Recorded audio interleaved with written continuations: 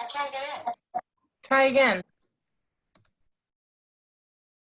Okay, join meeting. Jyothi's in. Hi, Jyothi. Hi, good evening there. Hi, how are you? Fine, thank you. How about you, Emily? Okay, bye. Bye. Okay, Emily's just jumping on. I do have some images from your document that you sent. And we have a pretty little, I'll show you. We have a pretty slide.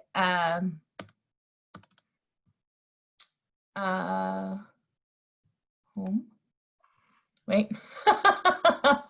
From beginning. There. See, isn't that pretty? Yeah, you've made it very nice. Here, I'll show you. I'll come on screen too. Just correct my name. After the M, there's an A, not an E. Where is it? I'll have Kendall do it. Can you spell that? EHARAMA, not E. Oh, sorry. Yeah, I'll have Kendall do that. I will send that email right now. Anyway, tell me, how are we doing this? You will be running the presentation while I'm speaking, or you want me to run the presentation first and then get on The presentation is really just if we lose video. Okay, fine. Okay.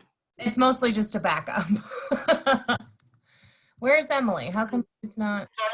Run it in the background and I could speak that as an introduction. We could do do that. So here, I'll show you. Yeah, after an introduction,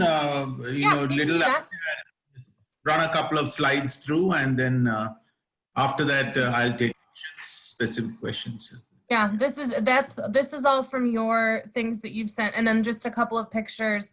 Since Emily's been to Burt Kilns, we did that. Equine fairs, the hydroponic. And then that's it. So it's very. You're not muted, Emily, I don't think. Oh, you are muted. Sorry, Emily.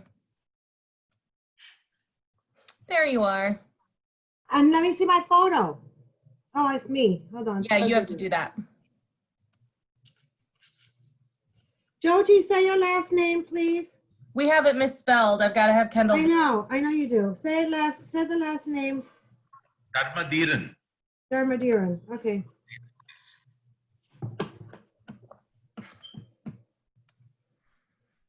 I'm emailing her right now.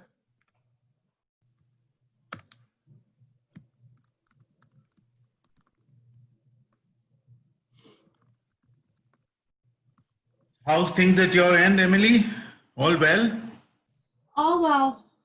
Thank goodness. How are you doing?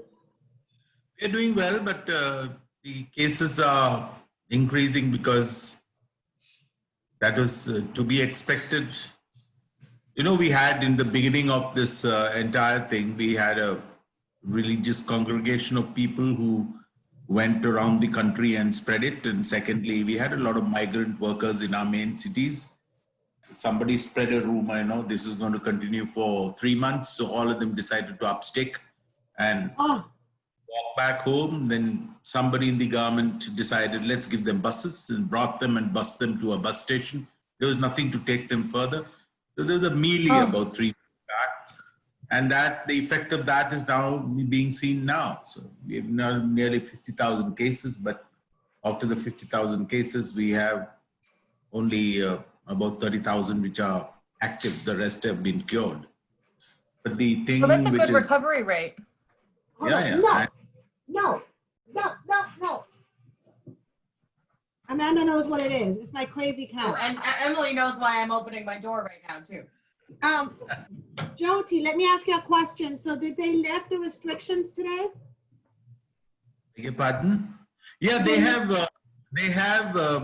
categorized all the districts in the country into red, yellow, red, orange, and green zones. And they have allowed a lot of activity except for the red zones, but they have not lifted interstate travel. They have not permitted air and rail services. rail services are only meant to shift this migrant labor who are stuck and they are, they feel they are very isolated in their own, in the states they're working in. So that is the only issue which is coming up. So they're running trains from the various states to their home states where they'll get home quarantined. So that's the only thing. So, but yes, we cannot afford to not work. So everybody has to work. There is no other way. So I'm expecting very frankly, another spike in another 14 to 21 days. Yeah. And We're all going these, to a spike here too, I'm sure, because we're doing the same thing. Yeah. so we just cannot shut down the economy and expect people to survive on doles. It is not possible. It's not possible. So Yeah, it's a very difficult balance, isn't it? Yeah. And I don't By think any- anyone has the right answer. I mean, I don't know that there is a right answer. That's what I think the US and I think even India has sort of balanced it out. You also, not putting too many restrictions on your economy. It's very important because if you hurt the economy, it's going to take years to get back on track. Sure. Exactly. Sure. You do see it, Amanda. Look, I'm totally traumatized, Jyothi, because I have wrinkles now on my neck. Look, I need like. Emily, just so you know, anyone who's on as an attendee can see and hear us. Just as a heads up. Not yet. Yes, already. Oh no.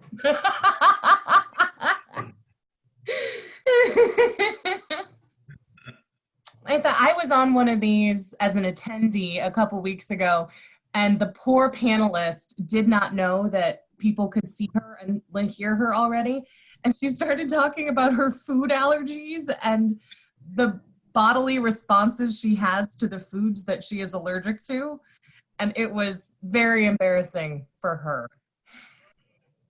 So, My questions now are popping up. Amanda, how do you move the bar which bar? for the chat? Well, it doesn't matter. Yeah, it is. As long as you have it up, that's what matters. It's in the middle. It's in the middle of my screen. I'm trying to figure out how can I get it on the Oh, side. well, that is, you should just be able to shift it. How? Oh, look at that. I'm going to pull up, I'm going to share my screen so that everyone has that. We do have some participants coming on, which is lovely. We should give it probably a couple more minutes and then we'll start.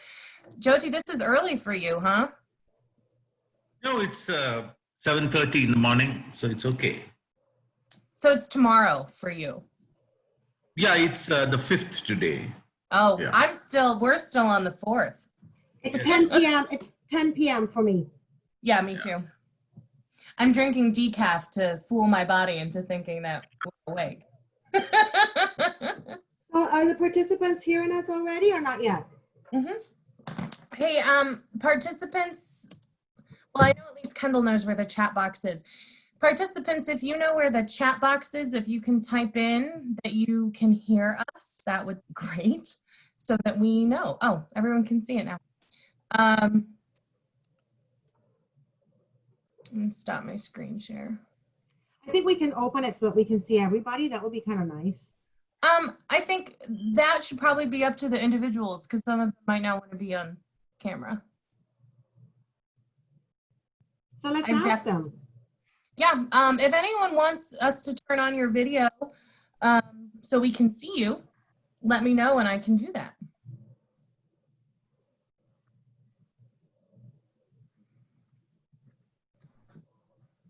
Do we know who's on it? Can you tell? I mean, I've never used it, so I can't. I mean, I have used it. Yeah, but I you can tell see. who's on. I think I just actually showed everyone who's on. We're waiting. There should be a couple more coming on, but we can certainly I had some today. start if I had a little sweet, just a little bite. are you getting dessert? I had a little bite of lemon meringue pie. Okay. Oh. We have one request not to have the camera turned on. Okay.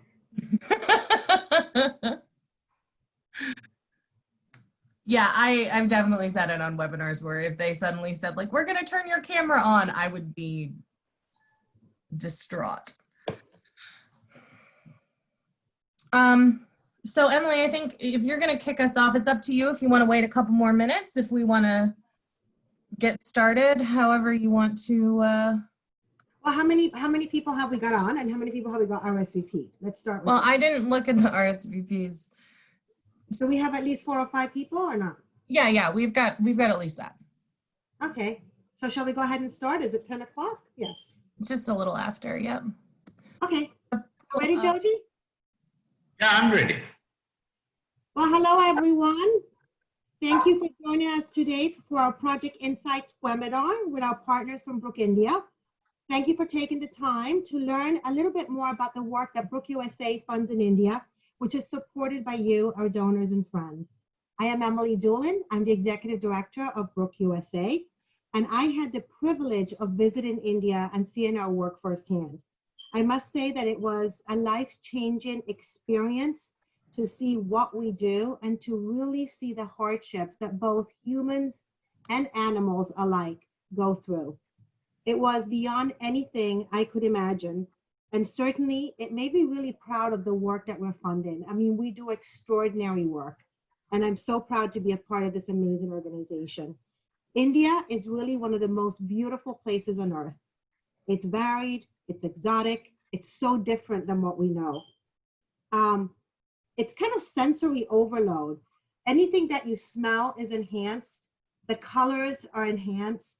The amount of people is amazing. The dichotomy between wealth and poverty, you can see everywhere. Tradition versus modern times. It is an amazing place. But as you know, at Brook USA, we're dedicated to improving the welfare of working horses, donkeys, and mules, and the people who depend on them to survive. We deliver our work by granting funds to Brook, our main partner, and its affiliates, one of which is Brook India. We certainly ensure that your monies that you donate to us are safeguarded and are taken care of and put to really good use, mainly in the areas of greatest need, and we store your donations appropriately. Again, we want to thank you for being here today. And we're doing this specifically because tomorrow is Giving Tuesday Now, which is a worldwide movement to raise awareness and funds for our global needs at present. We, as you know, just launched our COVID-19 Response and Recovery Fund to raise money to help those in need due to the COVID-19 virus, both in the US and anywhere around the world that it's needed.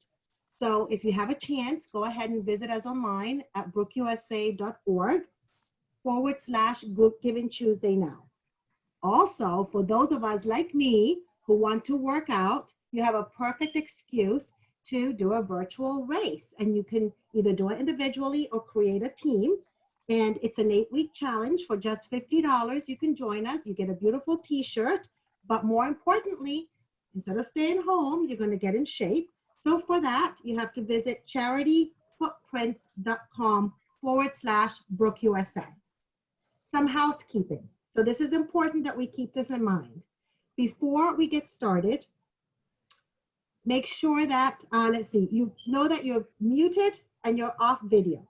So the only people that you will hear speaking today will be myself, Amanda, who's hosting this, as well as Jyothi from India. We are recording this webinar, so make sure we will send you a recorded option for you to go ahead and send it out to your friends, to your family. You can help us by doing that because the more people that know about our work, the better for us and the better for the people that we serve. If you have any questions, make sure that you open your chat box, not your Q&A box. It has to say chat box. The other suggestion that we're going to make is when you send a note to us, just make sure it says all panelists, not private, because I think the default is private. So just go ahead and change it to all panelists. We will be monitoring your questions. Ask a ton of questions because we're really blessed to have our friends with us today. So anything that you want to know from what's happening with COVID-19, even where to visit in India. I mean, anything that you want to know, ask. And certainly the work that we're funding, which as you know is the brick kilns, which are the most important piece of work that we're doing in India. So again, if you want to just test it, just kind of write your name so we know who's on in the little chat box. I recognize Betsy Goslin from our She was horses. So if you don't mind, just put your name there, please. Oh. I don't see anybody, do you? Oh, Kendall, yes. Thank you, It's coming Kendall. through. We'd like to know who's joining us. I have the list too if you need it. No, I'm just curious. Oh, thank you, Ash. Well, moving along. So it is my pleasure to introduce Jyothi, and I'm going to say this wrong, I know, but it's Jyothi Dharamedheeran from Brook, India. He's the Chief Executive Officer of Brook, India, and he joined us in 2018. He is a veterinarian by trade with ample experience in equine and canine care. He works in Ghaziabad, which is where Brook, India is headquartered, and it's part of the national capital of Delhi. Jyothi served for 33 years in the Indian Army's Remount Veterinary Corps, and then he joined Blue Cross of India, a charity that runs animal rescues and shelters in the southern city of Chennai. Again, Brook and Brook USA is proud and delighted to have Jyothi with us tonight. He is a wealth of expertise and experience. So with that said, I'm going to pass this on to Jyothi. And hi, Joe Allen. So go ahead, Jyothi. Thank you, Emily. It is a very warm welcome, and welcome to and good evening to all of you in Brook, USA.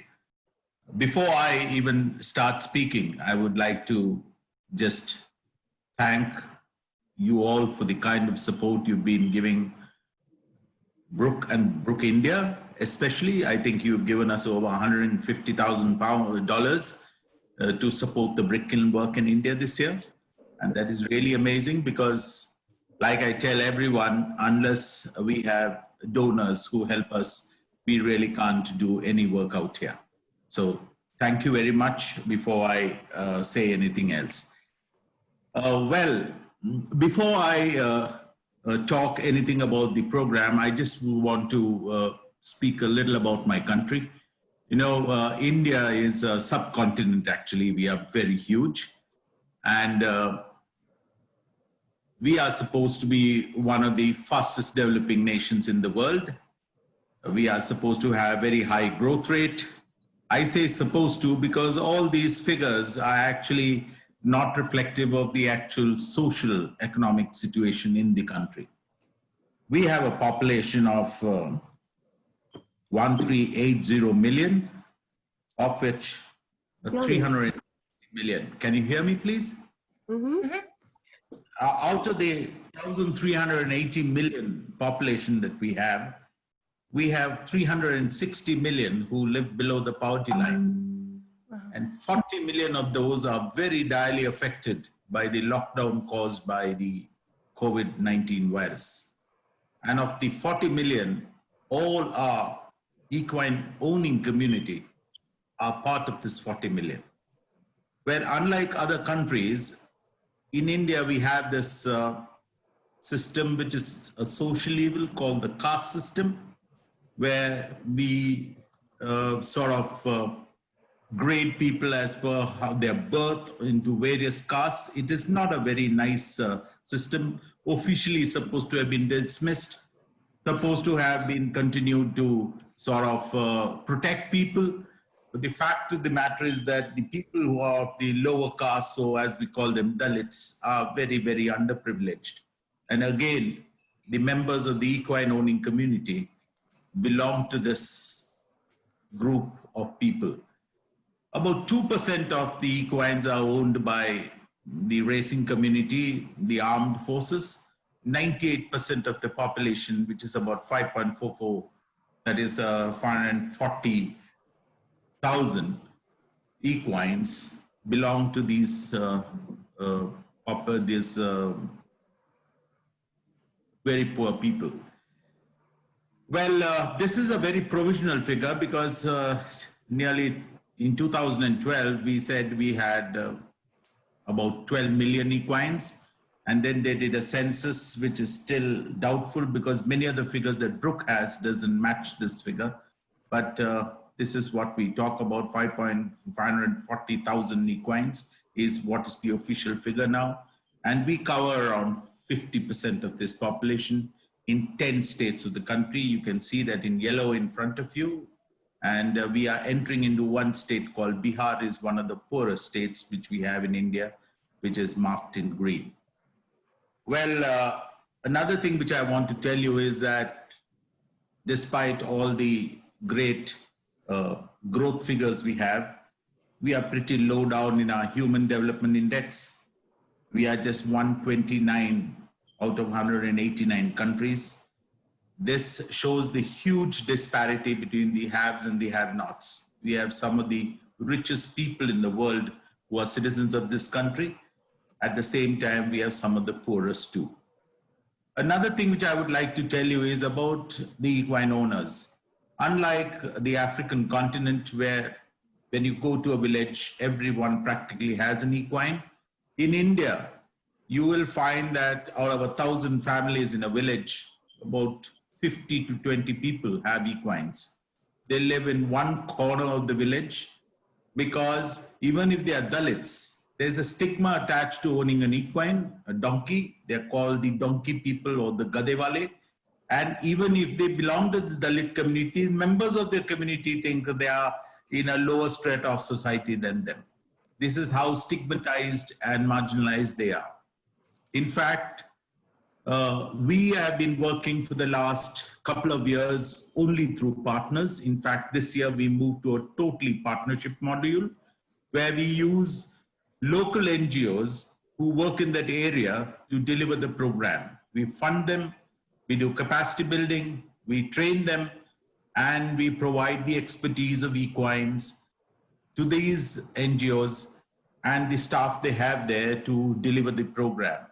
And we always found that none of these NGOs had even touched upon the small community which exists in this village till we came up along. And so it is Brook India, which has brought a lot of succor and relief to this marginalized community. Now, another thing which I would like to tell you is that India has a very patriarchal system. So the women are generally suppressed. There is very little equality. If you go to the villages, you will find the women in parda. You'll be covering their head and face, almost to the waist. They will put their, what they call the sari, which they wear, or they will wear a gungat right up to their waist. And they would not speak up if there's a male member available in the vicinity. But we have found that through our community development activities, and which I will explain as we go along, we found that all of them get empowered. And after 5 years to 6 years, when we are ready to leave a location, we find that they are confident, they use parda only as a token, and they are able to participate in family decisions. Now, this is in gist of what the equine community is about. In front of you, you see a slide which shows our intervention areas. 70% of the population work in brick kilns. These brick kilns are of two types. One is the migratory brick kiln, where people come from afar in trucks and vehicles, come to the brick kiln, stay there, and after the brick kiln season, which starts somewhere in October, November, and continues till the monsoons in June, July, they stay and work in the brick kiln and thereafter go back to their houses. We call them the migratory brick kilns. The second lot is the one where the equine owners come from the villages which are around the brick kiln. And then they work during the morning hours and go back in the afternoon hours back to the village. This is a much more manageable situation where we are able to impact both the equine owner, and the community, that is the family. In case of migratory, most of them come without their wives and children and they stay alone in the brick kiln. So when they go back, they might go back to an area which we have no intervention. So our follow-up in that period is very difficult. So the intervention types differ in both these. Then you see another slide called the equine fairs. We have 68 equine fairs where all the equines are traded. So we intervene in these places. They run for anything between a week to almost a month. They may be of a couple of thousands to nearly 20,000, 25,000 equines being traded. And we intervene through a team which is based out of Delhi and also from the partner units which are nearby those areas to propagate good equine welfare and healthcare practices. The Kalandars which you see are a tribal community which live along the Gangetic Plain. They breed mules and horses, and we have almost finished our intervention with them and changed their lives to a great deal. We have what we call a light touch with them. And below you see two parts called the tourism and shrines. This is another outcome of ours where we work in places, all Hindu gods live on top of mountains. And so anybody who wants to go and pray has to sit on a mule or either walk it up there. So, and in a lot of our tourist destinations are in the hills where they use animals for purposes of tourist activity. So this is the other intervention area which we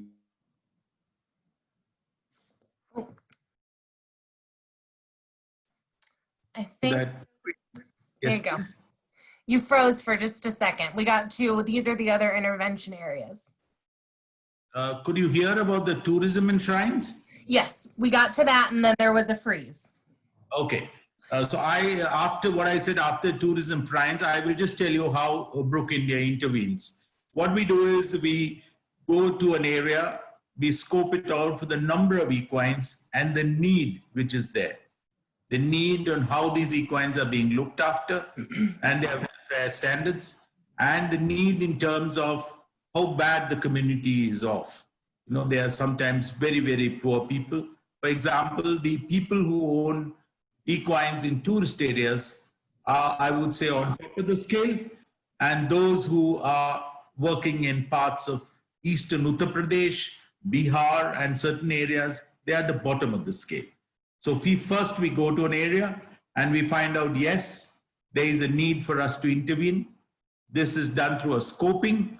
And then what we do is we decide to engage with a local NGO, enter into a grant agreement with them, and then we form a partner equine welfare unit, which has about 6 to 8 field assistants, which is headed by a veterinarian who's a manager cum veterinary officer, and he has a deputy manager who's from the community development background.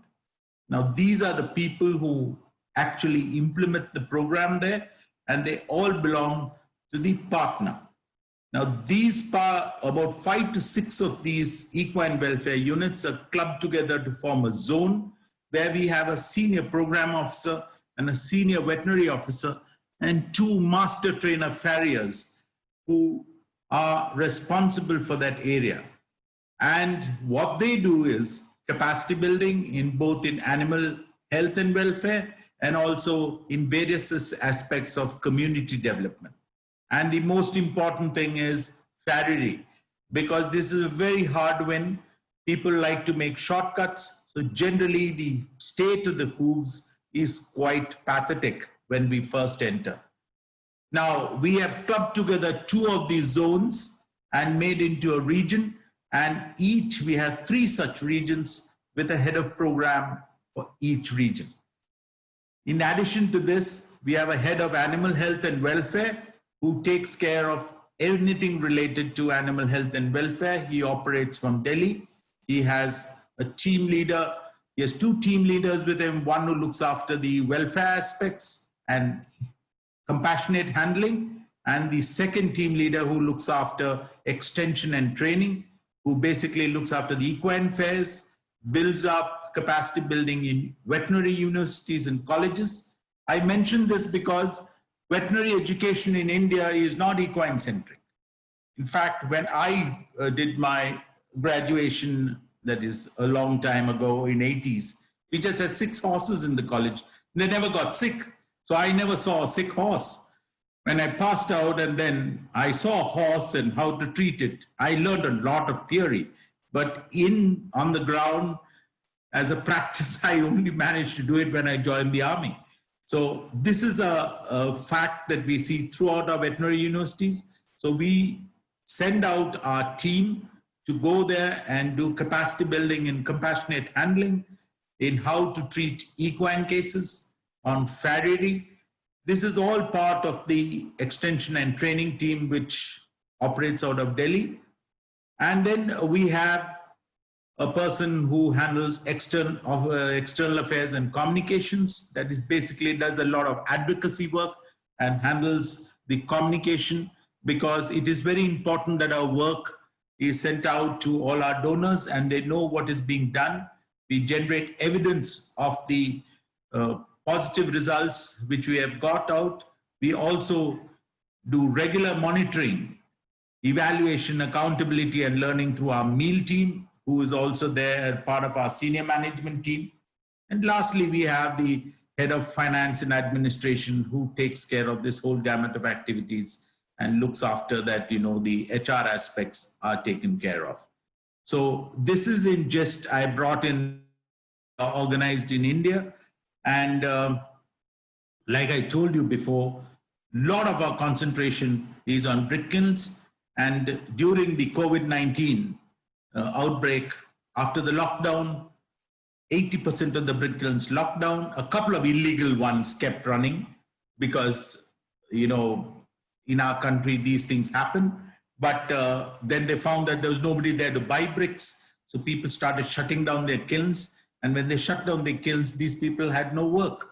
And if they do not earn money, they don't bring bread to the table. And if the choice for a mother is between feeding a child and feeding an equine, obviously she would choose a child. So this is a huge welfare challenge for us.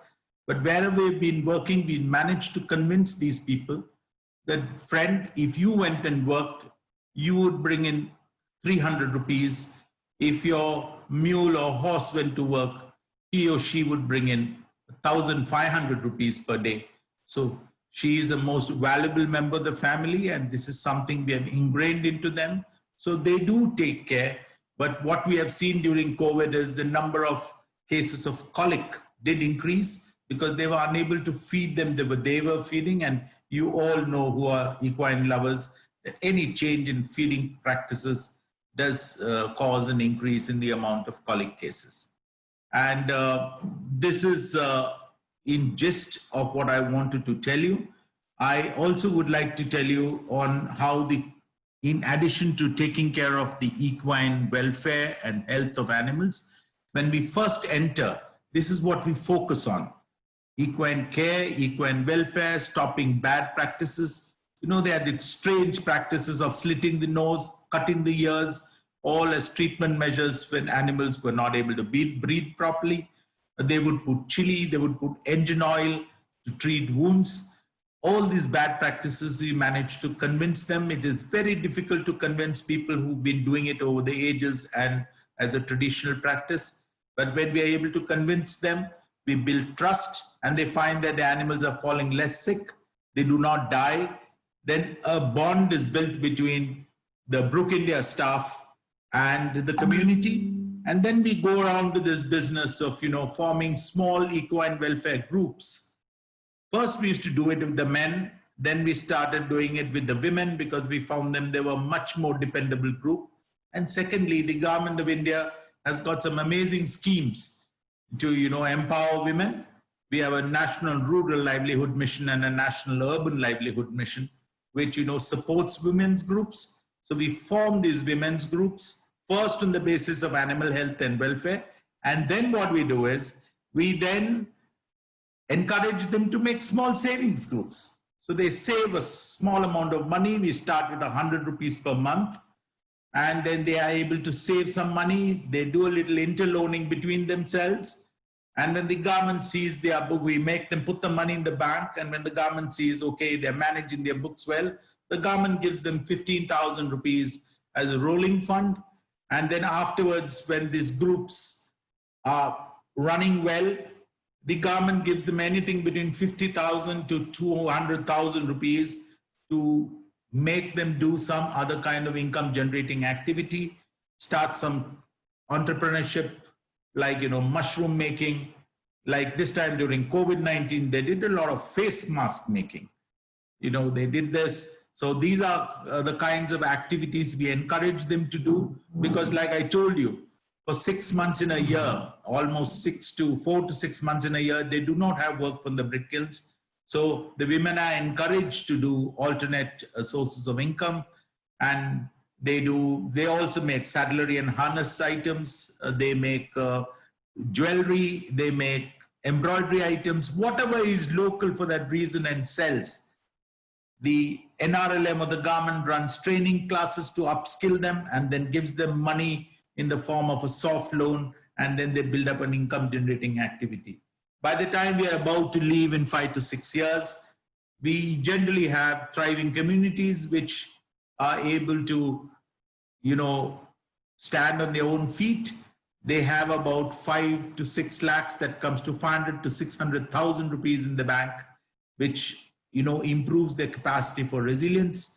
And they are also confident. The women economic power does amazing things for women's empowerment, and they are able to join in the decision making. We have cases where we have all these equine welfare groups, women standing for panchayat elections, that is the local body elections. A couple of them are village heads now, which is an amazing thing if you go to see, and it contributes to the sustainable development goals of the government also.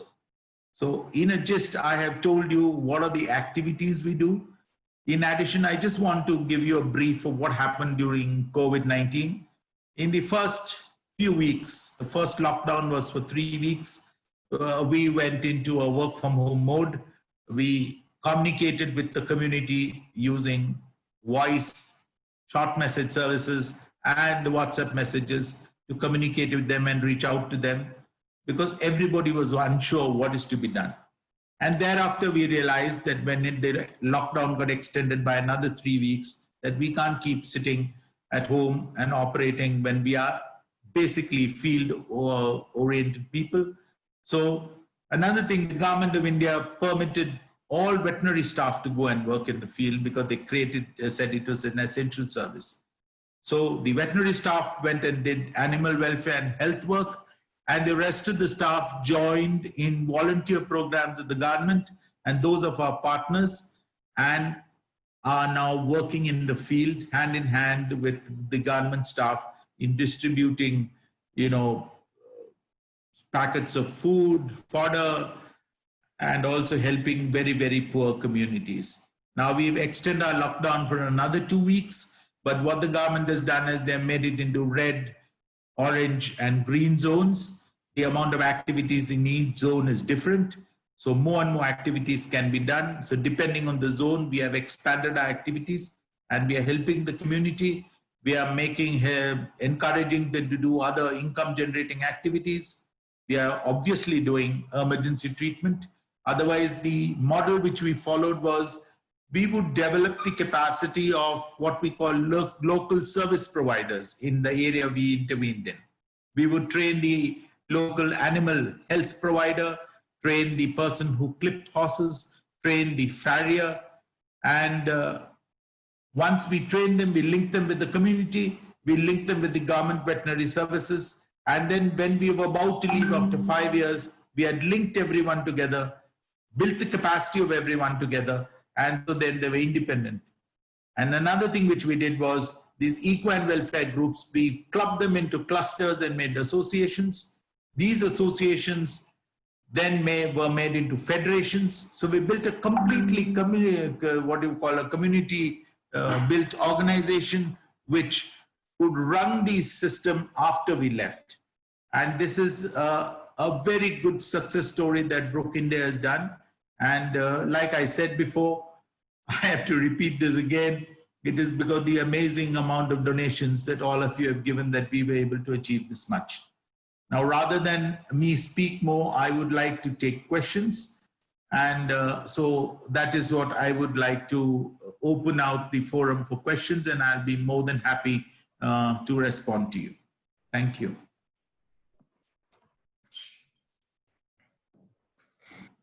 So I just had a quick question.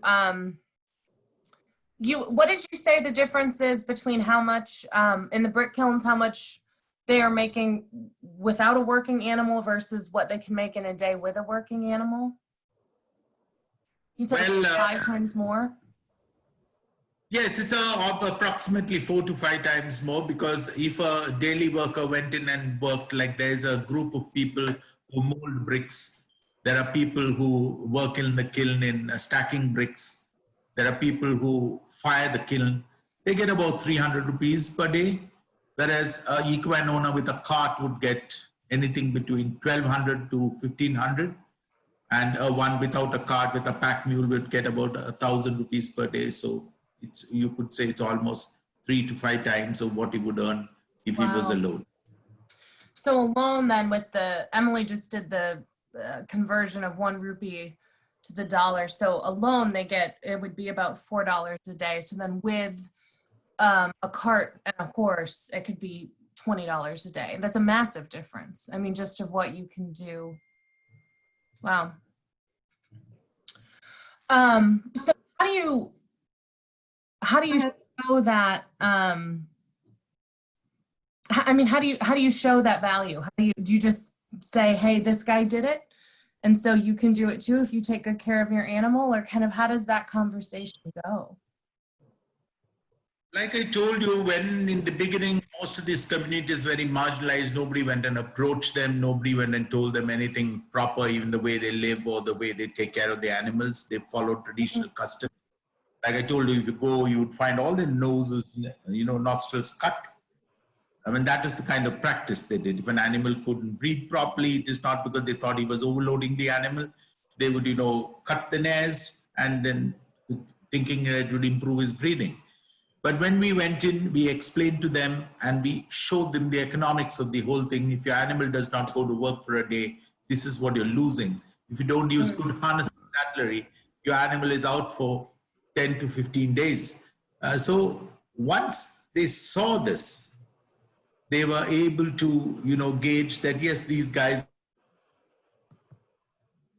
was using tetanus toxoid vaccine. When we vaccinated the animals, they started stop losing animals due to tetanus. And that was another huge win for us. Oh, because I bet. we really realized. Another thing which I want to tell you is that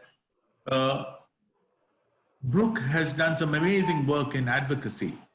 One of the things we did was the equines were not part of livestock as per the livestock policy. So we got them introduced as part of livestock in 2017. And that one small step, which people may have thought is a small step, was a huge one, because then they became eligible for all benefits of livestock. And one of the biggest benefits was equine insurance. So they could insure the animal. So if they lost an animal, they would get a sum of money from the government. And this insurance premium was subsidized by the government.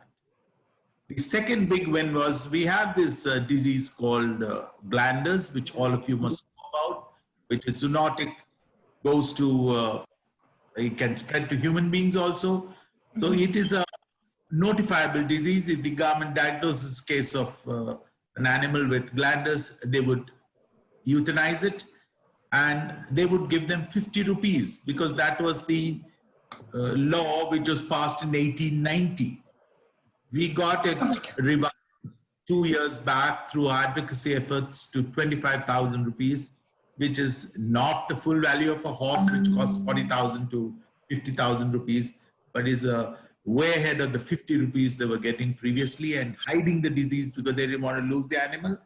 So this is another huge win of for our advocacy team. Yeah. Just for those numbers, 50 rupees, which is what they were getting, is 65 cents in US dollars. So that's definitely not the value of an animal. The new value is 325, which is, again, like Jyothi said, not the replacement value, but is much higher. Jyothi, we have a question from Joellen Hayden, who lives in Lexington, Kentucky. I don't know if you can see it on your chat. Yeah, I'm just seeing it. If you don't mind answering. But Okay. To repeat the question, she wants to know if you go back to a place where you were for 5 or 6 years and then left, how much do you find of the Brook teaching has remained, and how is that knowledge passed on to anyone new? So, Ellen, I must tell you that Brook has evolved over the years, Brook India. In the beginning, we were doing free treatment and nothing much was happening. We've been here in India for 22 years. We used to go and do free treatment. We moved to the sustainable model only about 5 or 6 years back. And once we went into the sustainable model, like I told you, what we try to do is teach good practices to the community, develop the community to be independent and resilient, and then develop the service provision in that area and link it with the government, both with the welfare schemes they have and the animal health care schemes they have. So this is done through what we call the community-built organizations, which are groups, associations, and federations. So after 5 to 6 years, when we have decided to leave, we have kept the structure of the community there. They then thereafter take care of everything. Now, to answer your question, what has happened? See, when we leave, we don't abruptly leave after 5 to 6 years. We do an exit evaluation. We find out, is there any gap? In fact, in 2017, there was a study of our exit, and they advised us that if you have hit 70% of the population and you made 70% change, which is positive, then it's time to move on, because otherwise then the curve of improvement would flatten. There would be very little return of investment, and so you should move on. So what we have now decided is that when we leave area, like this year, we have left 15 units, which were running anything between 8 to 9 years, one even up to 11 years. We have a thing called a light touch, which has very little people, just 2 community mobilizers from the community development background, who then help to fill in the gaps, who help the association to become stronger and then function. And now what we have decided from this year onwards, there are places we've left 4 or 5 years back. We are now sending out teams from Delhi who will go once in 6 months, once in 3 months, depending on the need, and find out how people are, whether things have changed. Because during my tours, I do a lot of touring. I'm most of the time in the field. I have found that yes, there is a possibility, there is a drop, because what happens is people sell their animals sometimes, they bring in a new animal, their incomes have improved, but they may not, since the incomes improved, it does not necessarily mean they will take care of the animal, because the older generation believes all this. The younger generation does not believe that they have to take care so much. So there is a gap. So there is a need to be constantly telling them that, friend, you have to look after your animal. They are the breadwinners of your family. And so this is what we do. So this is what I hope I answered your question on what Brook does when we leave.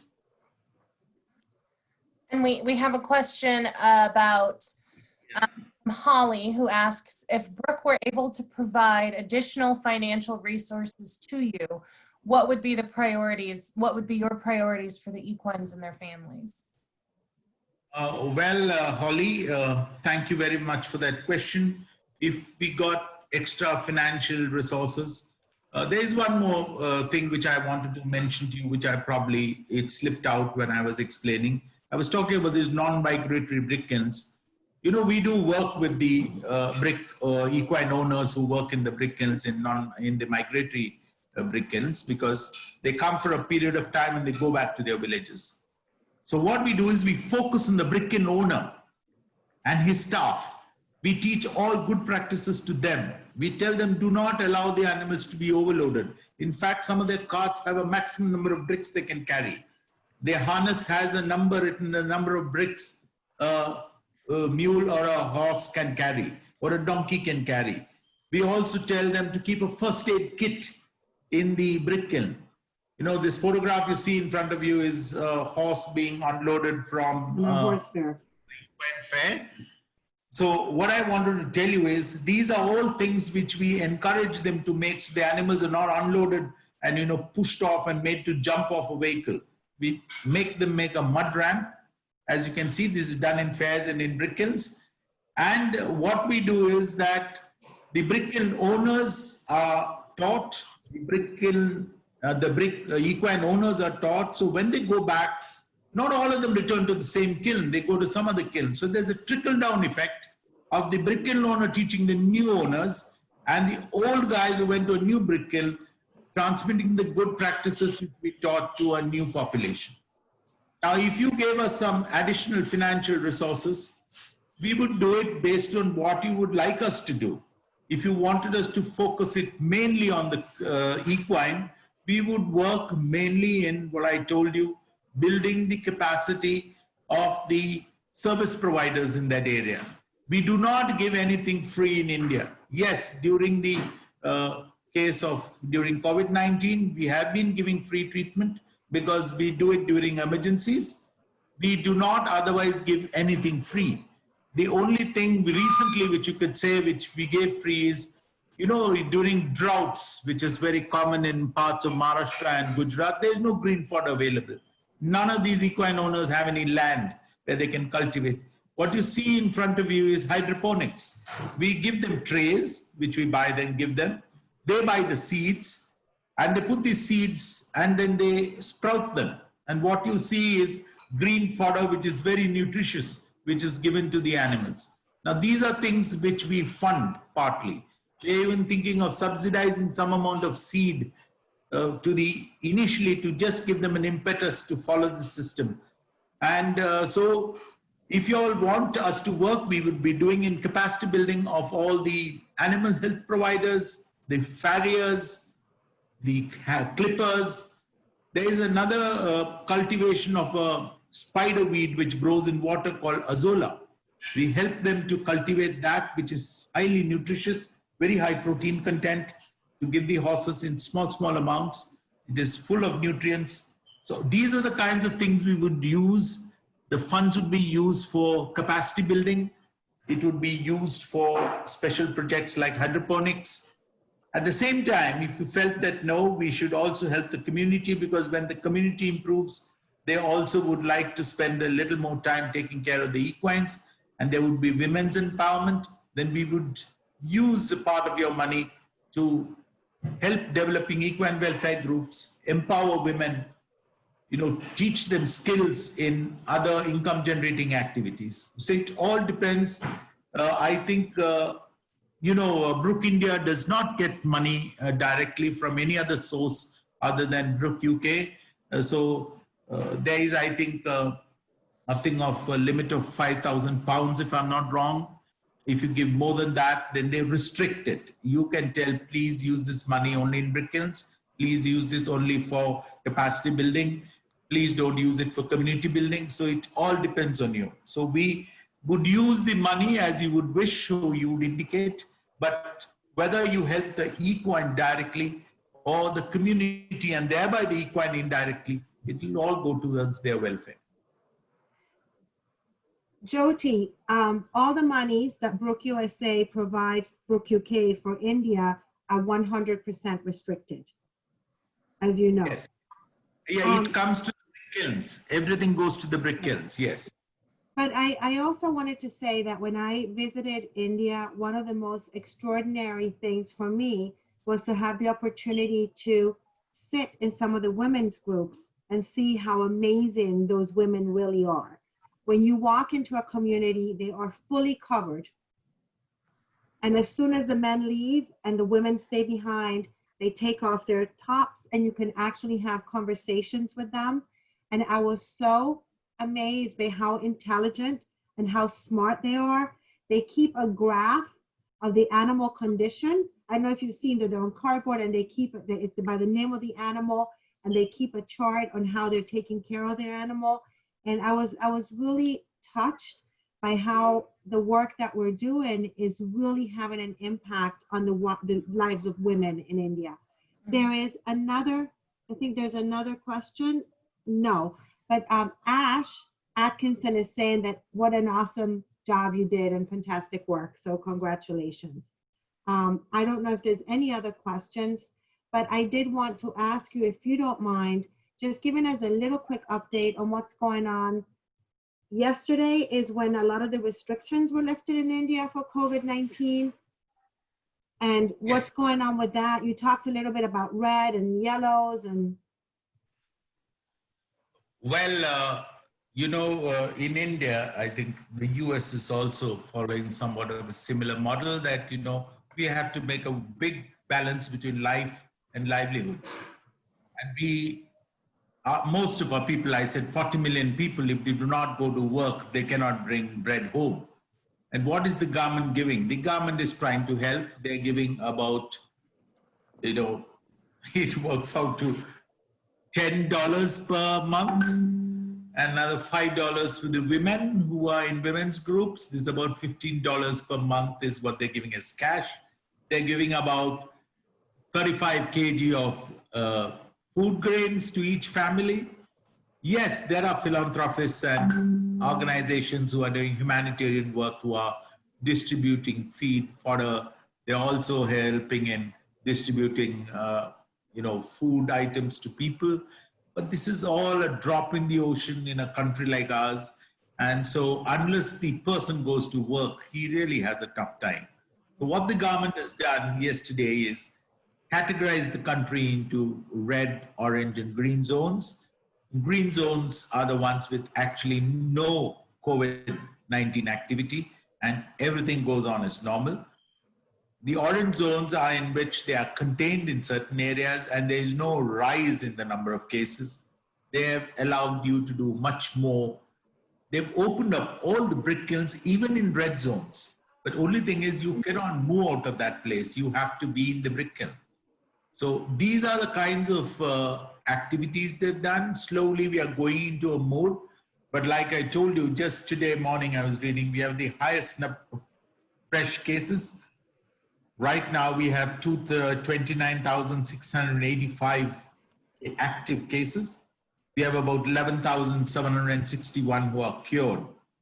But the only heartening thing in all this, we have had only 1,389 deaths, which you can attribute to probably our innate resistance more than anything else, because the hygiene and sanitation conditions are not there how it is in the US and Europe.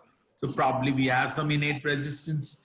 That is the only thing I can attribute to this, which is, God said that the number of casualties are very low. The number of fatalities are very low. And so people are all working. The Brook staff are fully on the ground. Those who are stuck in areas in red zones who cannot move out have been told to proceed on leave, because we follow this principle that the donor's money should be well spent, and we will not. We waited for a period of time and we decided that if you are unable to work for any reason, then please do not expect us to pay you. You enter on whatever leave you have, or you sit out at home and rejoin when you can. So we are in this way trying to ensure that the money all of you donate goes down to the community and the horses. And just to put something in perspective, I just read that you said 360 million people in India live below the poverty level. Yes. 360 million is the population of the United States of America. Wow. They earn less than $2 per day. Wow. There's a question from Kendall, if I may answer that. Sure. Yes. Yes, I would like to. This is a very interesting question, Kendall. See, the brick kiln industry already was hit very badly because we had unseasonal rains. You know how the brick kilns function.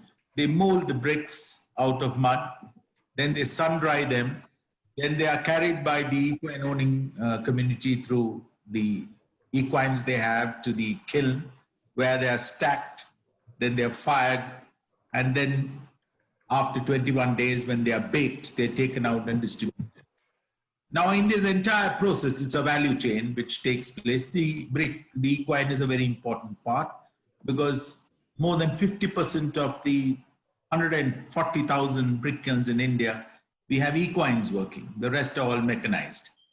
Now, in this more than 70,000 brick kilns in India, most of them shut down. And so when they shut down, because there are two reasons to shut down. You know, the government allowed them in certain areas, but then nobody was there to buy the bricks because of the lockdown. There was no construction going on. And so what happened was the brick kiln owners did help. We have a very good relation with the Federation of Brick Kiln Owners. And, you know, they tried to help them by giving them loans, waiving off loans. Because this is a practice in India, you know. The brick kiln, the equine owner and all other workers come, they work for 6 to 8 months. And for the remaining 4 to 6 months, they take huge loans from this brick kiln owner who gives it to him very willingly. And then they come back to that brick kiln to work next season.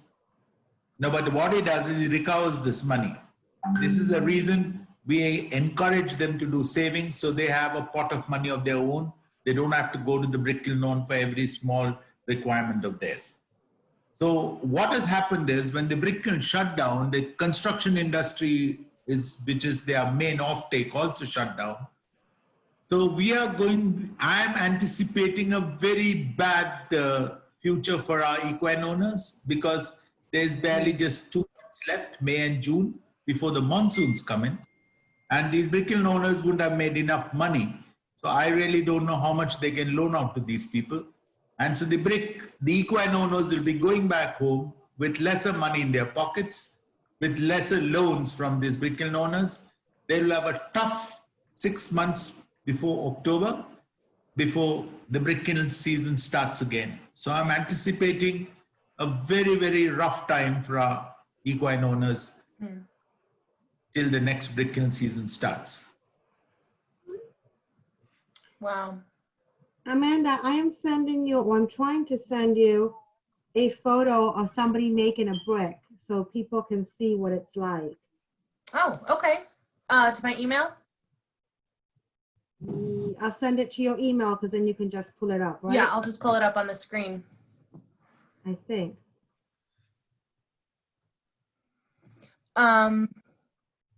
So then I know we said bleak future for the brick kiln workers. What does that mean for the equines then? Probably nothing good. See, nothing good comes out of it because I'll tell you generally what these equine owners used to do previously is when they were not earning, they would just leave the animals loose and then they would go around grazing where others grazing. But like I told you, none of these guys have lands of their own. So they would go around the sides of the streets and the roads of the villages and eat whatever they got. And we have this horrible problem of plastic in India now. So you find some of these equines going and eating plastic. And then you have deaths due to that. So, but because of our intervention, we have slowly started telling these people to take care of the animals. And if they cannot take care of them, please dispose them off at the fairs. So let somebody else who wants them can take care of the animal. So we have managed to bring behavior change in these equine owners. So they do take care of the animals, but obviously the amount of nutrition that goes in when they're working and when they're not working, it differs quite a bit. And so it's going to have a very negative effect on the equines also after this very bad season. Oh, that's disheartening. I'm going to show this video that Emily just sent. Because one of the things that is most shocking to everybody is that the animals and the people live in the exact same conditions. Yes. They actually have rooms where one room they sleep in, and what room it is just made of bricks, and the next room the animals will be sleeping. In fact, I feel many times that after a lot of our intervention, they are more well looked after than probably the human beings themselves. This is what you call a pater. This is the person who makes bricks. Actually, they are the worst lot. They are the ones who make the brick. This is sun-baked, stacked, and then the equine owning community comes with their horses and picks it up and takes it to the kiln. And this lady does this 8 hours a day. Yes, wow. Actually, they start work very early in the morning at 2 in the morning. They work till around 8, 9 in summer because it becomes too hot to work in a brick kiln. First, you have the brick kiln burning away, which also generates heat. And then it is very hot in India. Temperatures go right up to almost 45 degrees Celsius. So it's very, very hot. So they start at around 2 in the morning and wind up by around 9, 10 o'clock. What's 45 degrees Celsius in Fahrenheit? I'm terrible at that. I'm telling you. 113 degrees. Oh, It's very tough. it's very tough. So when Jazz went on, so the brick kilns are flat and they have a kiln that's a pointed edifice. And Jazz went up to the oven part of it. And when she got down, it had burnt the sole of her shoes. Yeah. Oh. It's extremely hot. I would say probably last call for questions. If anyone's got any, type them in. And certainly if you do think of anything that comes to you after we're off this, please feel free to call me, email me, text me. I'll pass your question on. We'll get an answer.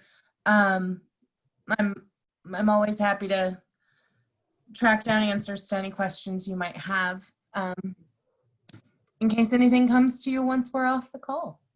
And if you're interested in India, we do have an India fund where you can actually contribute your monies to, because we know that you've met Jyothi now in person, and I think that always makes a difference to meet the people behind the great work that we do. So you can always restrict any funds to our India programs.